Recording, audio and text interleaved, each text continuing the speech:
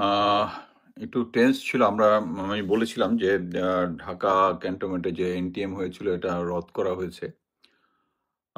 General Waker এর present situation কি? আমি জাস্ট কিছুক্ষণ আগেই আহ জানলাম যে এটা আপনি বলতে পারেন যে জেনারেল ওয়াকার এখন সিম্পলি রাষ্ট্রদ্রোহিতার কাজ করতেছে। তার যে মিলিটারি অ্যাপারেটাস আছে, তার যে বিশ্বস্ত যারা আছে, এর মধ্যে এই কাজের সাথে জড়িত আমি যে একটু গ্যাদার করতে পেরেছি এটা হচ্ছে ডাইরেক্টর যে military intelligence brigadier general Selim Azad, director military operations brigadier general Hakimuzzaman এবং commandant ASU brigadier general Shams. তারা যেটা করতেছে এখন যেটা করে ইয়ার ক্যাম্পেইন মানে অনলাইনে ক্যাম্পেইন জাস্ট ওয়াকারের বৃদ্ধির জন্য, মানে কি বলে ভাবমূর্তি। এই যে আমি আপনাকে একটা দেখাই, এর মধ্যে একটা হচ্ছে এইটা,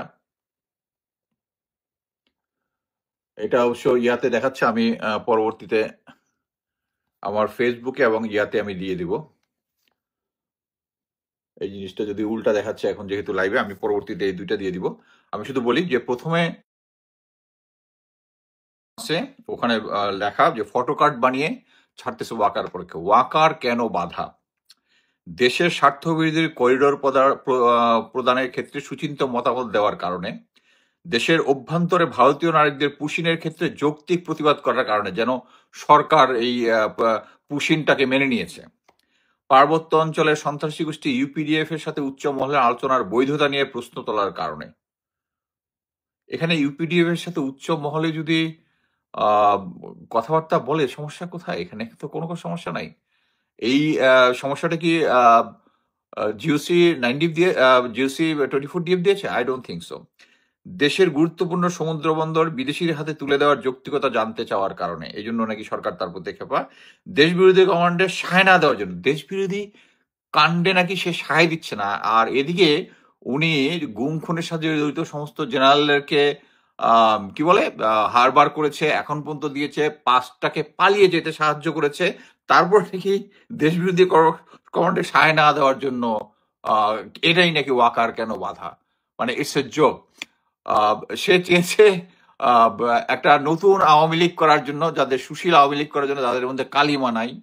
বুকে পাথর চাপা দিয়ে প্রফেসর ইউনূসকে সে মেনে নিয়েছে। রিসেন্ট হচ্ছে আওয়ামী লীগের কার্যক্রম নিষিদ্ধ করার আগে বাধা দিয়েছে। আর সে হচ্ছে সবার উপরে দেশ বিরোধী কর্মকাণ্ডে সায় না দেওয়ার জন্য। আরেকটা হচ্ছে বৈষম্যহীন নয়া বন্দোবস্ত, কতগুলো সাংবাদিকের পেপার কাটিং যেগুলা সরকারের এগেস্টে যায়। প্রধান উপদেষ্টার বাসভবনে 35 প্রত্যাশীদের অবস্থান টিয়ার শেল নিক্ষেপ, মানে টিয়ার শেল মানে 35 প্রত্যাশীদের উপরে টিয়ার নিক্ষেপ করা ঠিক হয় নাই। যমুনা যাওয়ার চেষ্টা, শিক্ষক বিরুদ্ধে পুলিশের জন কামাল লাঠিপেটা, নিচে লেখা হচ্ছে টিয়ার শেল জন কামাল লাঠিপেটা ভার্সেস ঠান্ডা পানি। মানে এই সমস্যাগুলোর সমাধান হয়ে যাবে হচ্ছে যদি জেনারেল ওয়াকার থাকেন।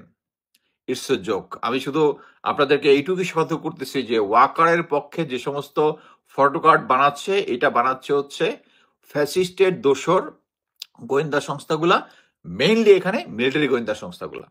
ডিজিএফআই এবং এনএসআই অ্যাকচুয়ালি এখন একটু ব্যাকফুটিং আছে, আমি যেটুকু খবর পেলাম। তারা এখন একটু ব্যাকফুটিং আছে, যেহেতু তাদের এগেনস্টে অনেক গুম খুন থেকে শুরু করে সবগুলোতেই তাদের লোকজনকে ধরা হয়েছে এবং তারা সরাসরি আয়নাঘরটাকে ইয়া করার জন্য জড়িত। সো একটা ব্যাকফুটিং আছে। কিন্তু এএসইউ আর্মি সিকিউরিটি, যেটাতে আমি 3বার চাকরি করেছিলাম, আমার নিজের ইউনিট, এটাতে এটা তারপরে হচ্ছে director military operation brigadier Hakimuzzaman এবং ডিএমআই ইজ এ পুরা মানে গ্যারান্টেড রয়ের এজেন্ট, যে ভারতে গিয়া ট্রেনিং করে আসছে। করার পর থেকেই ইজ মেবি হানি ট্র্যাপ, কারণ তার নামে এই ধরনের অনেক কিছু শোনা যাচ্ছিল আগে। সো আপনাদেরকে সতর্ক থাকতে হবে যে তারা যে ক্যাম্পেইন করার চেষ্টা করতেছে জেনারেল ওয়াকারুজ্জামান, তা না হলে কিছু হইতো না।